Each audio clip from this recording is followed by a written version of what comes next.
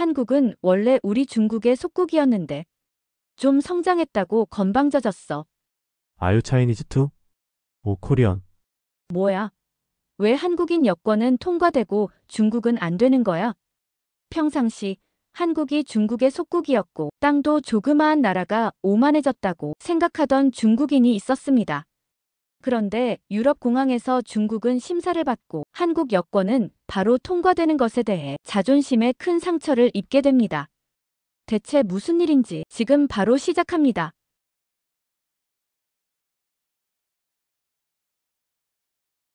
No, I'm Korean. 단 세 마디가 무너뜨린 나의 자존심 짜오시안의 이야기. 안녕하세요. 저는 중국 베이징에서 태어나고 자란 짜오시안이라고 합니다. 어릴 적부터 자연스럽게 대국의 국민이라는 자부심 속에서 자라왔습니다. 인구 14억, 땅덩이도 넓고 경제력도 세계 2위. 어느 나라를 가든 중국인이라는 사실이 곧 위신이었고 국제사회에서 중국의 존재감은 늘 당당하다고 믿어왔습니다. 그리고 솔직히 말하면 저는 오랫동안 한국을 작고 만만한 나라라고 생각해왔습니다. 중국의 역사책에서는 조선이 명나라나 청나라에 조공을 바쳤다는 이야기를 강조했고 지도에서 보면 한반도는 한눈에 들어오는 작은 땅덩이에 불과했습니다. 물론 요즘 한국이 K-팝이나 드라마, 뷰티 산업 등으로 세계적으로 주목을 받고 있다는 건 알고 있었지만 어디까지나 문화산업, 말하자면 소프트 파워일 뿐이지 진짜 국력이나 국제 위상 면에서는 중국과는 비교조차 안 된다고 생각해왔죠. 심지어 제 주변 친구들조차도 한국에 대해 비슷한 인식을 가지고 있었습니다. 한국은 화장품 잘 만들지, BTS는 알지만 한국 자체는 그리 대단한 나라는 아니야. 이런 말들을 주고받으며 우리는 묘한 우월감 속에서 한국을 바라보았습니다. 그래서 이번 여름 유럽 여행을 계획할 때도 제 여권을 자랑스럽게 꺼내들며 이제 중국 여권도 무시 못해라는 마음으로 기대에 부풀어 있었습니다. 하지만 유럽 공항에 도착하자마자 그 자부심은 한순간에 산산조각이 나고 말았습니다. 샤를드골 공항에서의 굴욕. 파리 샤를드골 공항에 도착한 그 순간 제 안에는 기대감과 설렘이 가득 차 있었습니다. 유럽은 어릴 적부터 동경하던 여행지였고 프랑스는 특히 예술과 낭만의 도시로서 제 마음속에 오래도록 자리 잡고 있었습니다. 파리 시내에서 에펠탑을 보고 루브르 박물관을 거닐며 크로와상과 커피를 마시는 상상을 하며 저는 기내에서부터 들뜬 감정을 주체하지 못했어요. 하지만 그 기분은 입국장에 발을 들여놓은 직후 곧 차갑게 식어버렸습니다. 긴 비행을 마치고 도착한 피곤함 속에서도 저는 모든 것을 이해하고 감탄하려고 애썼습니다. 깔끔하고 현대적인 공항 인테리어, 조용히 줄을 서서 입국 심사를 기다리는 사람들, 그리고 곳곳에 들려오는 다양한 언어들. 이 모든 것들이 내가 정말 유럽에 왔구나 하는 실감을 느끼게 해주었죠. 그러나 제 차례가 되자 분위기는 갑자기 바뀌었습니다. 저는 자신있게 여권을 내밀었습니다. 중국 여권이라는 것에 대해 나름의 자부심도 있었기 때문에 당당한 표정으로 심사관을 바라보았죠. 그런데 그 심사관은 제 여권을 펼쳐보더니 고개를 약간 찌푸리며 다른 직원에게 무전기를 쳤습니다. 몇 초 후 다른 공항 직원이 다가왔고 그는 저에게 이렇게 말했습니다. 마담, 이건 단순한 절차일 뿐입니다. 따라오시겠어요? 그 순간 저는 뭔가 이상하다는 걸 직감했습니다. 단순한 절차라는 표현은 보통 문제가 없다는 뜻일 수도 있지만 현실은 달랐습니다. 그들은 저를 별실로 안내했고 그곳은 작은 회의실처럼 생긴 공간이었습니다. 문은 닫혔고 곧이어 질문이 시작됐습니다. 마치 인터뷰라도 하듯 앉아서 얌전히 대답하라는 분위기였습니다.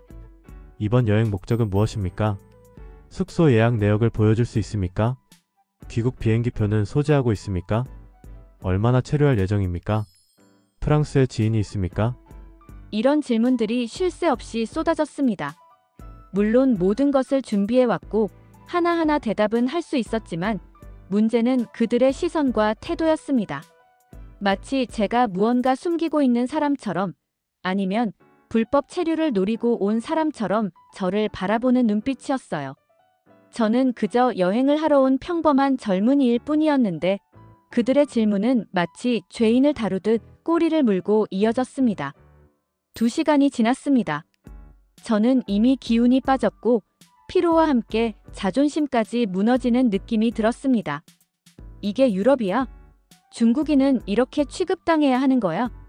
그런 생각이 고개를 들 무렵 옆방 쪽에서 어떤 여성이 들어왔습니다.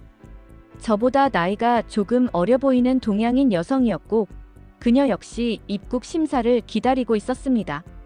심사관은 그녀에게 다가가 제 앞에서 무심하게 물었습니다. 아유 차이니즈 투? 그 질문은 제 가슴을 철렁 내려앉게 만들었습니다. 같은 아시아계라는 이유만으로 중국인이라는 전제를 두는 것도 불쾌했지만 그 질문에 그녀가 어떤 반응을 보일지도 궁금했습니다. 그런데 그녀는 아주 침착하고 차분하게 대답했습니다. No, I'm Korean.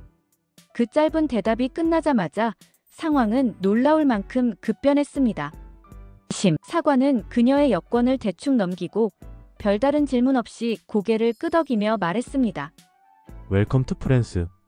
그녀는 조용히 고개를 숙이며 땡큐라고 대답했고 제 쪽을 힐끔 바라본 뒤 아무 말 없이 출구 쪽으로 걸어 나갔습니다. 저는 그 장면을 잊을 수 없습니다. 그 짧은 세 마디 No, I'm Korean이 불과 몇 초 만에 그녀를 심사대에서 해방시켰고 같은 아시아인인 저는 여전히 책상 앞에서 설명과 증명을 반복하고 있었습니다. 저는 그 순간 말로 표현하기 힘든 혼란과 굴욕을 느꼈습니다. 왜 나와 그녀의 대우는 이렇게 달라야 했을까요? 무엇이 우리를 이렇게 다르게 만든 걸까요? 그때부터 저는 단순히 국가의 크기나 경제력, 역사적 자부심만으로는 설명할 수 없는 어떤 현실을 마주하기 시작했습니다.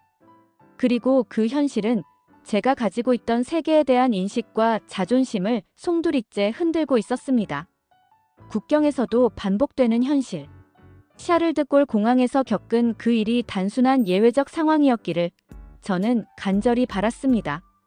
그저 한 번의 불운 혹은 특정 직원의 개인적인 태도였기를 말이죠.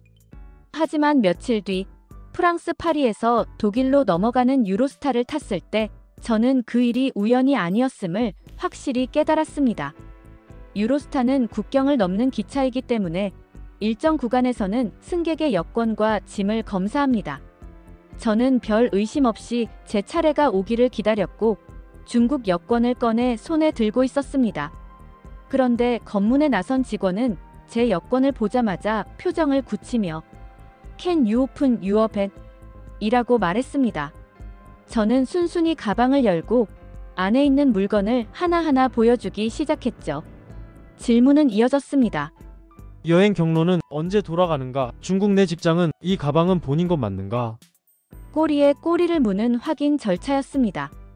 그런데 저 바로 뒷자리에 앉아있던 또 다른 동양인 여성, 한국인으로 보이는 그녀는 전혀 다른 대우를 받았습니다. 같은 직원이 그녀에게 패스포트, 플리즈라고 말하자 그녀는 자연스럽게 여권을 내밀었고 직원은 여권을 슬쩍 확인한 후 고개를 끄덕이며 말했습니다. 오, 코리언. 오케이, 땡큐. 질문도 가방 검사도 추가 확인도 없었습니다. 단지 코리언이라는 말만으로 그 모든 절차가 생략되었던 것입니다. 저는 또다시 충격에 빠졌습니다. 분명히 똑같은 관광객이고 똑같이 아시아인인데 왜 이토록 다른 대우를 받는 걸까? 제 머릿속은 복잡해졌습니다. 샤를드골 공항에서의 일은 우연이 아니었습니다. 그것은 반복되는 현실이었고 유럽 전역에서 마주하게 되는 어떤 보이지 않는 기준이 존재한다는 것을 점점 더 확실히 느끼게 되었습니다. 가장 당혹스러웠던 경험은 이탈리아 로마에서였습니다. 현지 투어 중 가벼운 검문이 있었고 당시 저는 피곤한 상태였기에 어차피 또 이것저것 설명해야겠지라는 생각으로 여권을 꺼내려 했습니다. 그런데 그 순간 가이드를 하던 다른 아시아계 관광객이 제게 농담처럼 말했습니다. 그냥 코리안이라고 해버려. 여기선 그게 더 빨라. 저는 순간 웃으며 반신반의하며 그렇게 말해봤습니다. 코리언. 그러자 검문 중이던 직원은 별다른 확인도 없이 손짓을 하며 말했습니다. 오케이, 고 어헤드. 저는 한 발자국을 떼고서야 머리가 멍해졌습니다. 이게 뭐지? 도대체 지금 무슨 일이 벌어지고 있는 거지? 단지 국적을 말하는 것만으로 통과 여부가 갈리는 현실. 저는 여권을 다시 가방에 넣으며 혼란스러운 마음을 추스르려고 애썼습니다. 이것은 단순한 편의의 문제가 아니었습니다. 반복되는 경험은 명확한 현실을 말해주고 있었습니다. 중국 여권을 가진 나와 한국 여권을 가진 그들의 대우는 분명히 달랐고, 그 차이는 단지 감정이나 우연이 아니라 신뢰라는 국제적인 무형의 기준이 작동하고 있다는 증거였습니다. 그리고 저는 점점 더 그 기준의 차이를 실감하게 되었습니다. 어디서부터 잘못된 것인지, 무엇이 이 상황을 만든 것인지 생각하지 않을 수 없었습니다. 귀국 후의 검색, 그리고 충격. 중국으로 돌아오는 비행기 안에서 저는 말없이 창밖을 바라보고 있었습니다.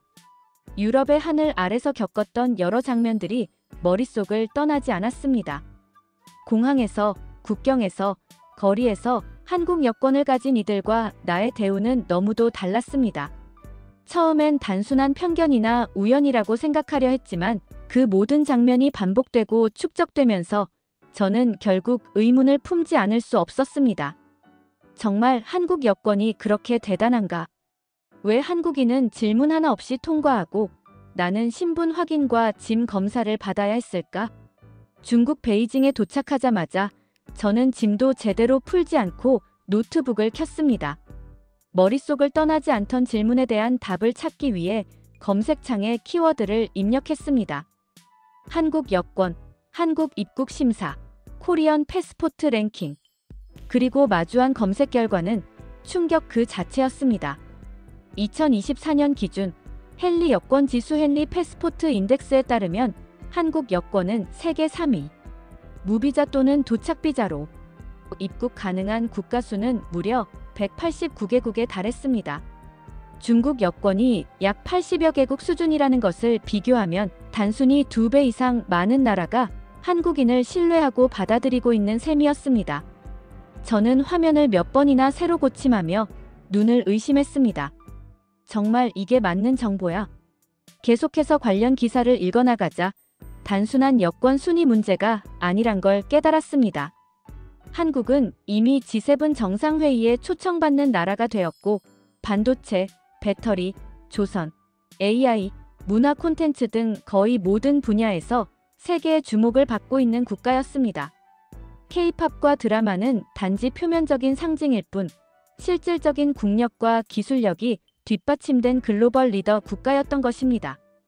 게다가 한국 여권의 위조율은 세계 최저 수준이며 불법 체류율도 낮고 한국인의 해외 체류 시 신뢰도는 매우 높은 편이라는 내용도 확인할 수 있었습니다. 이는 단순한 경제력이나 인구수가 아니라 국가 시스템의 신뢰도와 시민, 개개인의 행동이 만든 결과라는 사실이 저를 더욱 놀라게 했습니다. 그 순간 저는 깊은 반성을 하지 않을 수 없었습니다. 그동안 저는 한국은 조그만 나라, 경제는 좀 컸지만 여전히 우리보단 한 수 아래 K-팝이 잘 나가는 건 그들 문화의 한계 안에서의 반짝 인기라고 단정짓고 살아왔습니다. 심지어 제 주변 친구들과도 그런 생각을 공유하며 우월감에 젖어 있었던 것도 사실입니다. 그러나 현실은 전혀 달랐습니다. 세계는 한국을 다르게 보고 있었고, 많은 나라들이 한국을 신뢰의 대상으로, 협력의 파트너로, 미래를 이끌 나라로 인정하고 있었습니다. 한국이라는 국가는 단지 외형적인 화려함이나 선전으로 주목받고 있는 게 아니었습니다. 국민 개개인의 이미지, 기술력, 사회 시스템, 행정의 투명성, 문화의 힘, 그 모든 것이 결합된 결과였습니다. 스크롤을 내릴수록 제 가슴은 서서히 무거워졌습니다. 나는 지금까지 얼마나 무지했던 걸까? 내가 알고 있던 세계는 혹시 너무 좁고 너무 오래된 세계가 아니었을까? 여권의 순위 하나가 국가의 모든 것을 대변하지는 않겠지만 그 여권이 세계에서 어떻게 받아들여지는지는 분명 지금 그 나라가 어떤 위치에 서 있는지를 보여주는 중요한 지표였습니다. 그리고 그 지표는 제게 너무도 명확하게 중국과 한국의 차이를 드러내고 있었습니다. 더 깊이 들어갈수록 저는 점점 더 한국이라는 나라를 다시 보게 되었습니다. 그리고 동시에 제 자신이 그동안 얼마나 많은 것을 모르고 있었고 또 얼마나 쉽게 단정하고 폄하해왔는지를 뼈저리게 느끼게 되었습니다. 컴퓨터 화면 너머로 보이는 숫자들과 그래프, 기사 속 수많은 문장들이 마치 제 자존심을 한 줄 한 줄 지워 나가는 듯한 느낌이었습니다. 그러나 그것은 고통이자 동시에 기회였습니다. 이제는 진짜 현실을 바라볼 수 있는 그리고 인정할 수 있는 출발점이 되었으니까요. 이제는 내가 가볼 차례. 그날 밤 모든 일이 끝나고 조용히 불을 끈 침실. 어둠 속에서 저는 한참 동안 천장을 바라보고 있었습니다.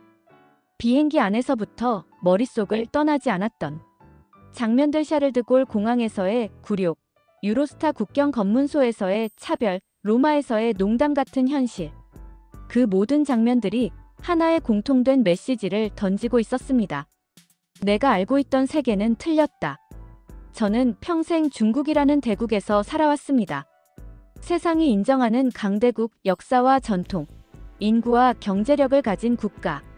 그래서 자연스럽게 주변국들을 아래로 내려다보는 시선을 가졌던 것도 사실입니다. 특히 한국이라는 나라에 대해선 늘 우리보다 작고 약한 나라라는 고정관념이 있었습니다. 하지만 그 작고 만만하다고 여겼던 나라가 제 자존심을 무너뜨렸습니다. 프랑스 공항에서 No, I'm Korean 이라는 단 3마디로 심사가 끝났던 장면이 머릿속에서 떠나질 않았습니다. 그 짧은 말이 가진 무게, 그 여권이 지닌 신뢰의 힘, 그 나라가 세계에서 차지하고 있는 위상을 저는 너무도 몰랐습니다. 그리고 인정하고 싶지 않았지만 그 순간만큼은 제 자존심이 아닌 냉정한 현실이 모든 것을 말해주고 있었습니다. 침대에 누워 한참을 생각한 끝에 저는 조용히 몸을 일으켰습니다. 그리고 노트북을 켜고 검색창을 열었습니다. 중국 한국 항공편. 출발지는 베이징, 도착지는 서울 인천공항. 이어지는 추천 항공편들. 스크롤을 내리자 김포, 부산, 제주까지 다양한 도착지가 보였습니다. 한국이 그토록 가깝고도 넓은 나라였다는 사실조차 저는 지금에서야 실감할 수 있었습니다. 그 순간 마음속에서 하나의 목소리가 아주 조용히 들려왔습니다. 이제는 내가 가볼 차례다. 책이나 인터넷, 뉴스로는 결코 알 수 없었던 그 나라의 진짜 모습을 보러 가야겠다는 생각이 들었습니다. 단지 K-팝이나 드라마를 넘어 세계가 왜 한국을 신뢰하는지, 왜 그 여권이 그렇게 강력한지를 직접 확인하고 싶었습니다.